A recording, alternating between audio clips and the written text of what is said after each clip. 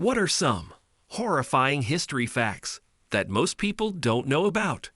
The Franklin expedition in 1845 to find the Northern Passage to be a faster route when traveling and freighting cargo across the Northern Hemisphere to Asia and China.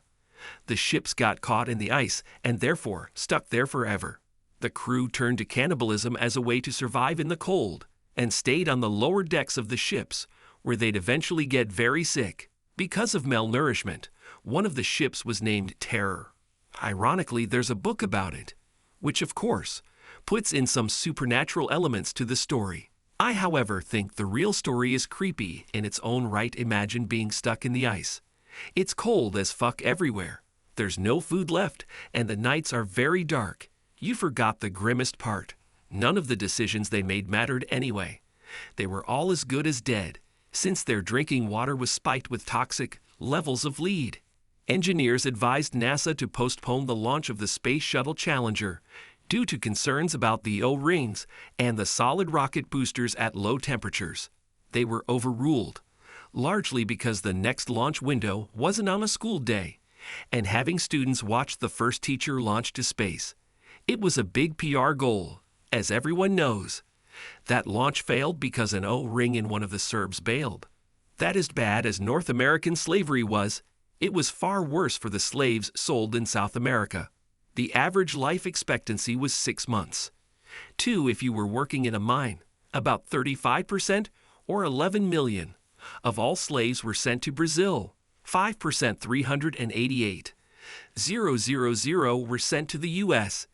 Despite this, the U.S. had more slaves than Brazil at all times, solely because the slaves in Brazil died so many, and so quickly. Vikings would use pigments to make their teeth permanently one color, by using a hammer and a sharp pick to make indentations for the dye in the enamel. This could be how the Danish king Harald Bluetooth got his name, that in 1961, the U.S. almost accidentally nuked Goldsboro, North Carolina. A B-52 carrying 2 3-ish megaton bombs took off out of the Air Force Base there. The plane was leaking fuel. The pilot ordered everybody to eject, and the plane broke apart. Before impact, the bombs required 4 separate arming switches to be activated, actually detonate, so the pilot was more worried about his crew. 5 made it, but sadly 3 still died, either in the crash or in the ejection. The bombs both hit the ground with only very minor damage, and obviously did not detonate. However, upon recovery somehow, 1 bomb had 3 of its 4 arming mechanisms activated. 1 simple low-voltage switch was all that kept a bomb, roughly 250 times stronger than the one dropped on Hiroshima, from going off in North Carolina.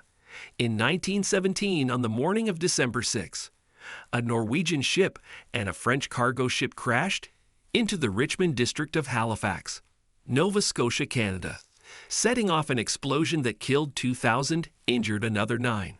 There's actually an amazing story about a train dispatcher called Vince Coleman. He stayed in the ruined city, dying from the aftermath of the explosion, so that he could send a message to 2 trains that were meant to arrive in the station that day, saving hundreds if not thousands of lives.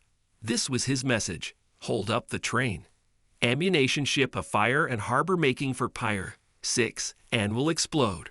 Guess this will be my last message.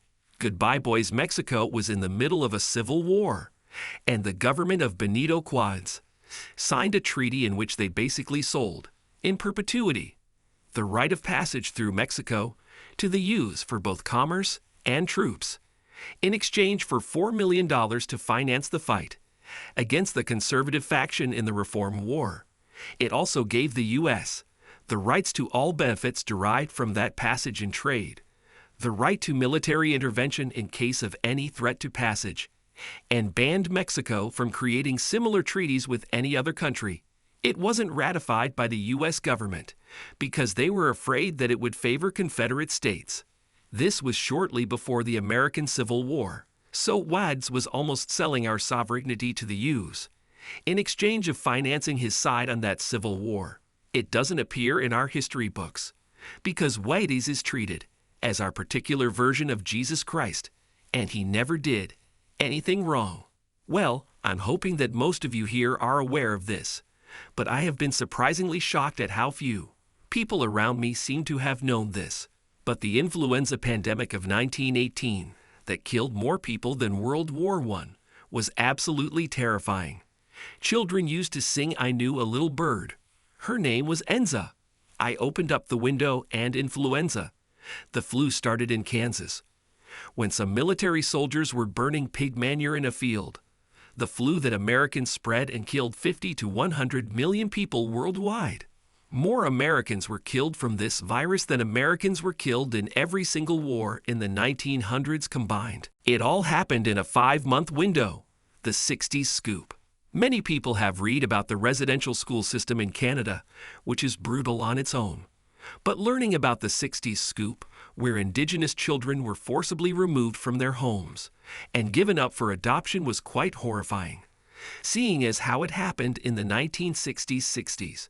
There is no mention of this in any social studies classes, and it seems Canadian kids are not taught about this, probably somewhat well known.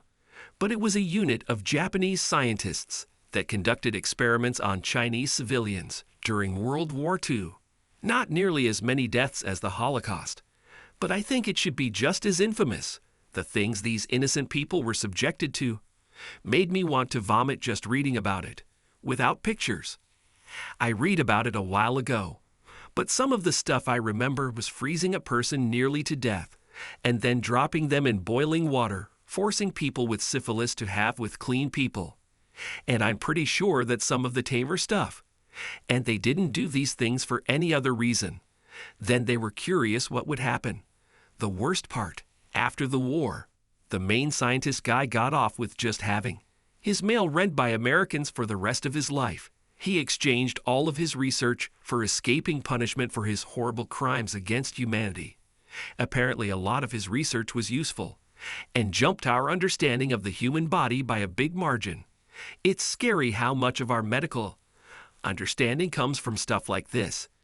De Posi family really hated the de Medici family due to the power of the latter over Florence.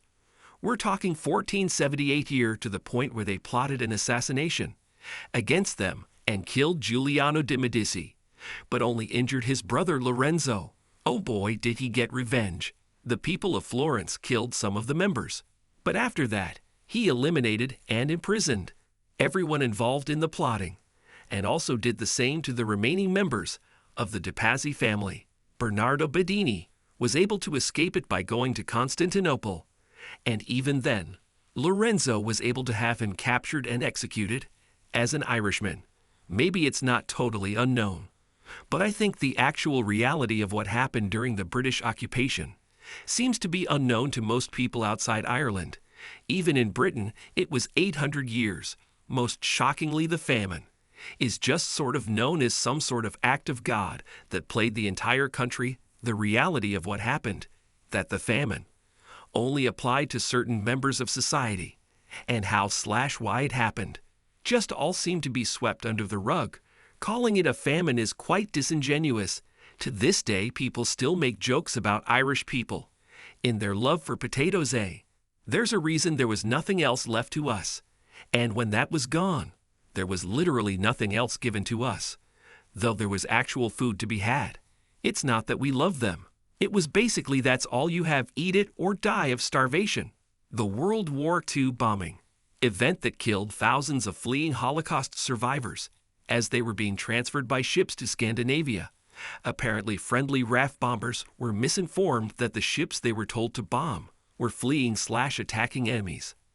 I'd rather the bombers did not know the horror of their actions until much later. There was a lapse in our species, where we went down to about 100 mating couples around 11,000 years ago.